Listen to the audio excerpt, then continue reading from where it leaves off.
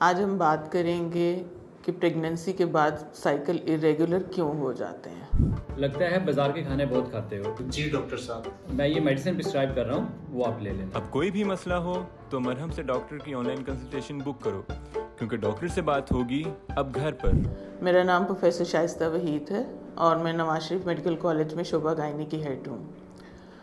Pregnancy کے بعد یعنی کہ جیسے ڈیلیوری ہوتی ہے، بعض اوقات نارملی سائیکل ارریگولر رہتے ہیں، اور اگر 6 مہینے تک وہ ارریگولر رہیں تو اس کو بیماری تصور نہیں کیا جائے گا اگر کوئی خصوصی وجہ نہیں ہے، اور 6 مہینے گزرنے کے بعد سائیکل خود بخود ریگولر ہو جاتے ہیں۔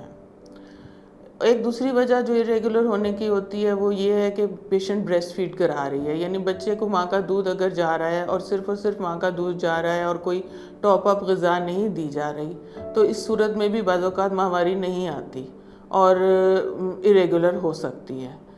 تیسری وجہ جو ہم دیکھتے ہیں نارملی وہ یہ ہے کہ بعض اوقات غذائی قلت کی وجہ سے پیریڈز ارریگولر ہو جاتے ہیں، یعنی کہ پیشنٹ کی ڈائٹ اور جو نیوٹریشنل ریکوائرمنٹ ہے وہ پوری نہیں ہو رہی، جس کی وجہ سے خوراک کی کمی ہو رہی ہے، اور اس خوراک کی کمی کی وجہ سے جسم میں بہت سارے اثرات نمودار ہو سکتے ہیں، اس میں ارریگولر سائیکل بھی ایک افیکٹ ہو سکتا ہے۔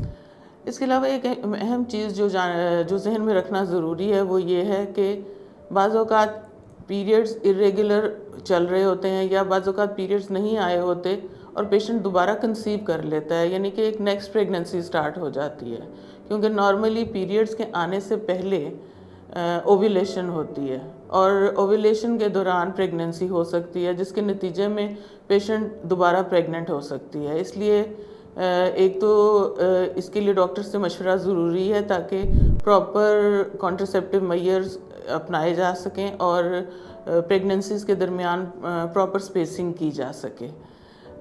اس کے علاوہ پیشنٹ کو ایکسرسائز جو ہے وہ مناسب مقدار میں کرنی چاہیے۔ بہت جلدی ڈیلیوری کے بعد ایکسیسو ایکسرسائزز کرنے سے بھی پیریڈز بعض اوقات ارریگولر ہو جاتے ہیں، لیکن جو ایک اہم وجہ جس کے لیے خصوصی طور پر ڈاکٹر کے پاس جانے کی ضرورت ہے وہ ہارمونل امبیلنس ہے۔